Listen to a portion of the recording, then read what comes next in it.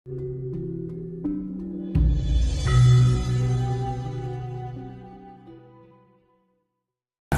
pernah saya bilang dulu, itu berkaitan dengan unsur plus minus. Nah gitu kan. Ya itu tadi sebelum Mbak siapa tadi? Mbak Lala. Mbak Sinta. Mbak Sinta. Iya. Oh.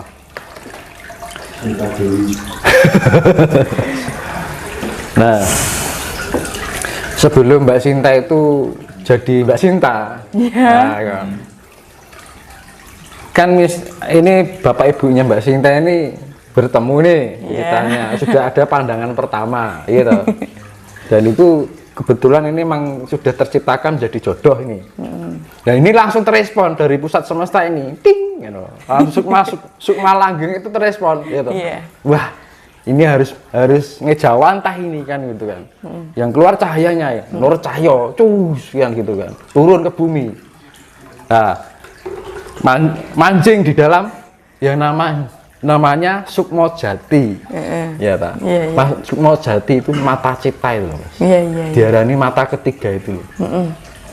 Nah, dengan pancaran pandangan mata terespon energi tarik menarik antara plus minus, timbullah cahaya kasih. Wah, asmara. Kayak magnet ya. Ada magnetika tersendiri. Yaitu Sukma Jati. Ya kan? Iya kan? Sukma Jati akhirnya menuju suatu kebahagiaan, pacaran sampai menikah, yaitu disebut Sukmo Purbo.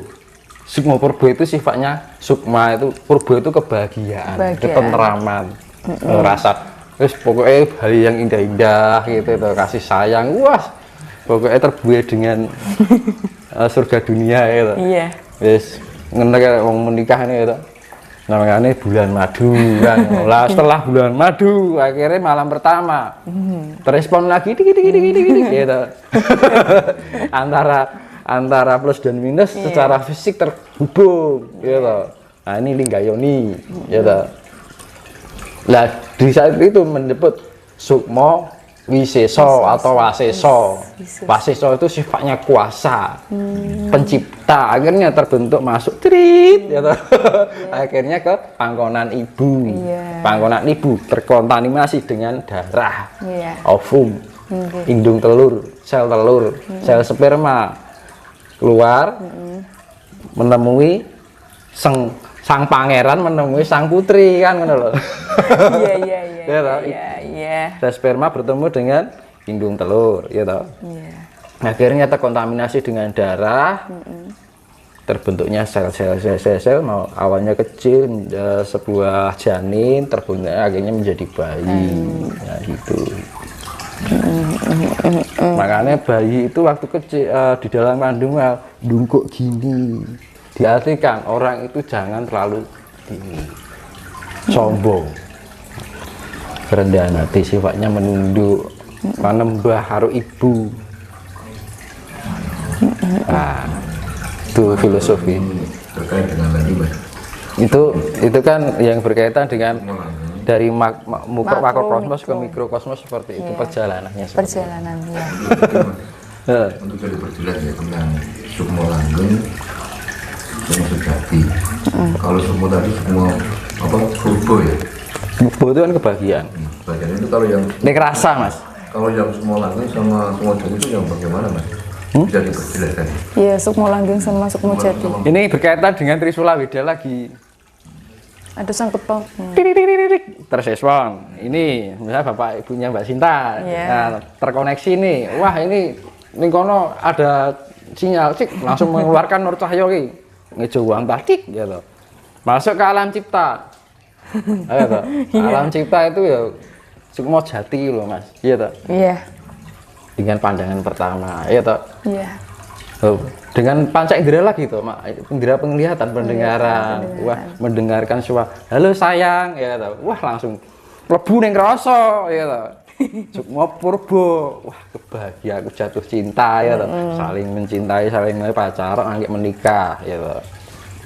Ning rasa dari cipta ke rasa toh, ya toh. Rasa akhirnya menikah toh. Iya. menuju pelaminan toh. Iya. Timbullah karsa. Iya. Ya bali meneh toh, cipta rasa karsa.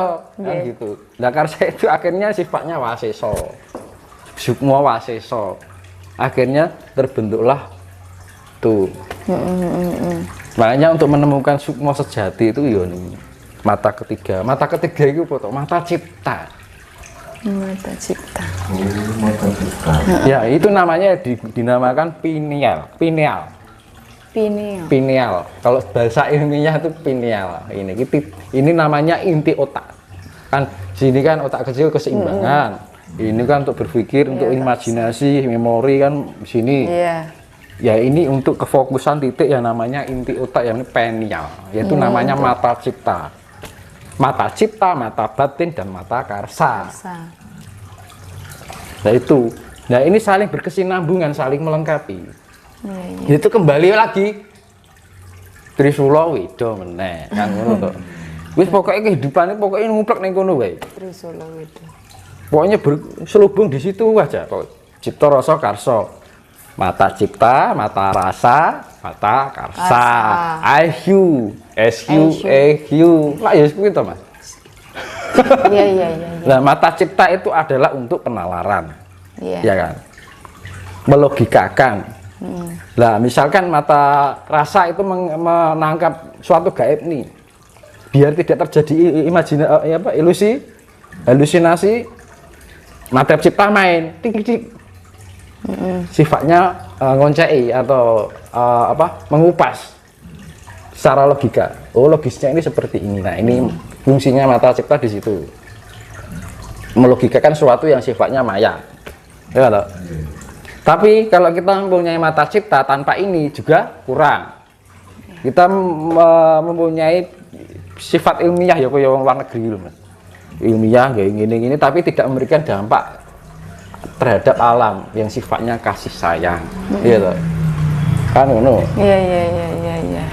Nah, ketika mata cipta dan mata rasa ini sudah berkesinambungan saling melengkapi, bisa terkontrol, ada keseimbangan antara cipta dan rasa ini terhubung, gitu. Maka perilaku baik, budi pekerti, gitu. Temune kan nak, what shall I do? Apa yang sepantasnya saya lakukan? Kecerdasan emosional, gitu. Kan perilaku kita dipengaruhi oleh kecerdasan emosional kan, gitu. Kalau kita bisa mengendalikan emosional kita mempunyai pribadi yang bijaksana dan welas asih. Iya benar. Gitu. Nah makanya dari pembicaraan apapun mau diarahkan kemana, temunya di situ juga. Nah itu loh yang dimaksudkan sing diarani Trisula Weda, Trikawula Busana, Tri tiga, kawula itu diri, busana itu adalah menjadi pakaian kita yang harus kita gunakan. Iya. Untuk apa? Untuk pelindung. Iya. Nah, ya suwi.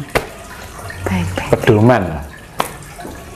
Biar kita terpantaskan menjadi pribadi yang menurut kehendak Tuhan. Iya. Biar kita terselamatkan di dalam peradaban baru besok.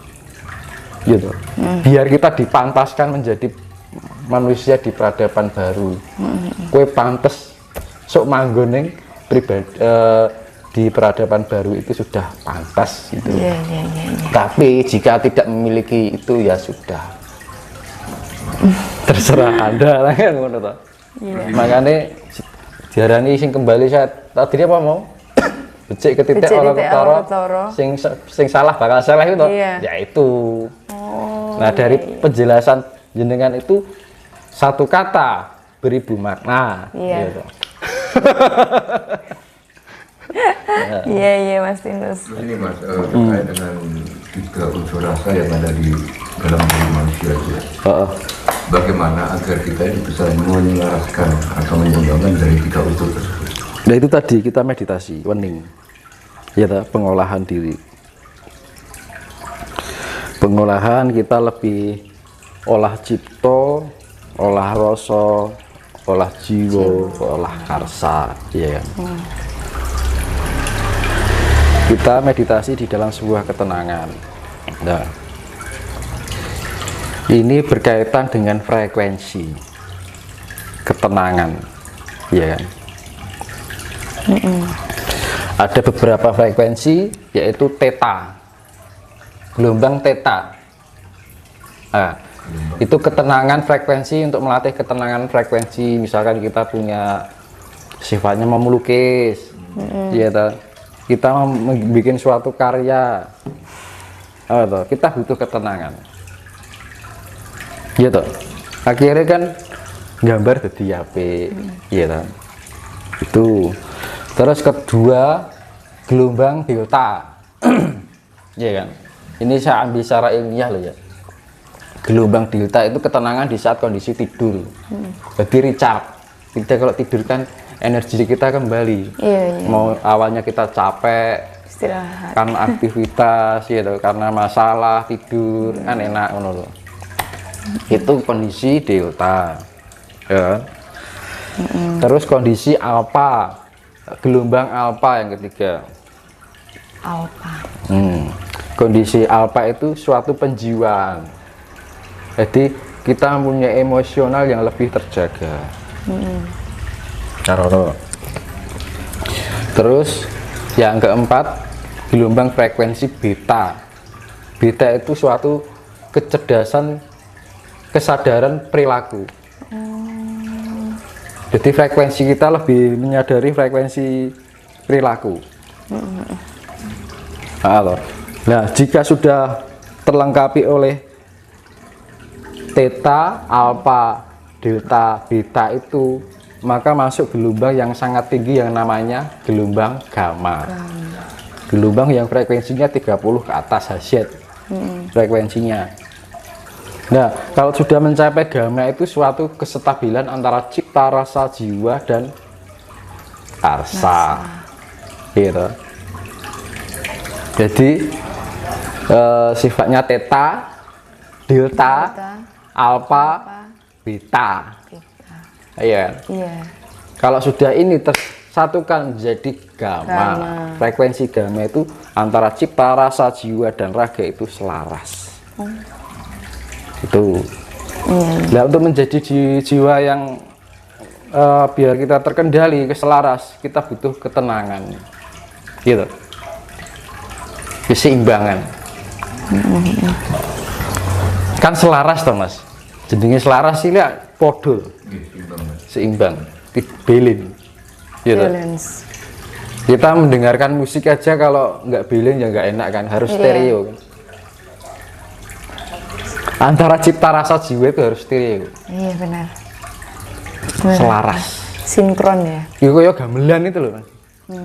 Gamelan itu kan berbagai banyak jenis gamelan jenis, tapi karena keselarasan ketukan dan iramanya didengerin juga enak syahdu gitu loh. Iya. Gitu. Nah, itu yang namanya keselarasan. Antara cipta rasa dan karsa ini selaras. Lah caranya gimana? Kita nggak bisa langsung, manusia harus mau berproses. Iya. Karena zaman sekarang itu pengennya instan, gitu. Orang gelem berproses, tidak mau berproses. Manungsa winenang ngudi berbawase soalno ing astane Gusti. Iya. Tuhan diberikan hak untuk berusaha, Tuhan yang menentukan. Gitu? Iya benar. Nah, makanya harus mau berproses. Kita sudah diberikan panca indera, RAM. Gitu. Jadi kita diberikan otak, prosesor. Iya. Iya. Kan ngono. Nah, inti otak itu ya namanya IC. Ini komputer ini padha wae. Komputer sama dengan otak. Rasa itu ya namanya ROM. Memori Iya. internal. Gitu. Baik. Kita juga harus memiliki power supply. Nah, ini komputer kan ngono. Kuwi padha wae. Kan. Jadi pokoknya spiritual anu ini tak gabungke ngono ya. Nggih. Jadi biar orang sekarang lebih paham kan ngono. Mas, ini terkait dengan tadi hening, meditasi. Jika kita mau menyelaraskan atau menyeimbangkan 3 unsur rasa dalam tubuh, itu kan kita harus hening. Langkah-langkah atau metode yang meditasi atau hening ya benar itu bagaimana? Apa pernapasannya atau Relax. Relax. dari pikiran? Nah, ada 3 afirmasi. Afirmasi relax, afirmasi tenang, afirmasi damai. Ya, untuk mencapai tingkat ketenangan dan keseimbangan itu adalah yaitu ada 3 afirmasi. Afirmasi relax, kita relax dulu. Gimana tuh caranya relax? Pikiran kita nggak tegang, santai, ya kan? Ora sepaneng, tidak kaku, ya kan? Kesampingan masalah duniawi dulu, kesampingan kita harus bisa mengesampingkan masalah-masalah. Kalau lagi galau ya nggak usah dipikirkan galaunya kan, Ditutupin. gimana caranya harus bisa kan ngono lho. Iya. Mau berproses atau tidak kan ngono. Karena segala permasalahan itu adalah pembelajaran. Tanpa masalah kita nggak tahu apa-apa. Iya, benar. Kan gitu loh. Nah, adanya kita bisa karena kita ada masalah kan ngono. Iya. Nah, itu kita relax dulu. Gitu. Santai merokok dulu misalkan. Ya yang menurut kita relax apa dengan musik kan gitu. Musik jangan musik rock nanti Malah stres. musiknya musik meditasi, Iya. musik alam. Nah, relax itu terus kita sudah relax kan enak, kinerja organ tubuh jantung kita juga tenang, akhirnya kondisi afirmasi tenang. Gitu. Nek wis relax kan tenang toh Mas. Gitu. Kita menemukan tenang. Rasanya ayem ngono. Gitu. Ketenangan. Di dalam ketenangan itu ada, setelah kita menemukan ketenangan itu, yang ketiga adalah afirmasi damai. Ya, damai itu kita membayangkan hal yang indah-indah. Ya dengan media, kalau kita nggak bisa ya dengan media musik nggak apa-apa.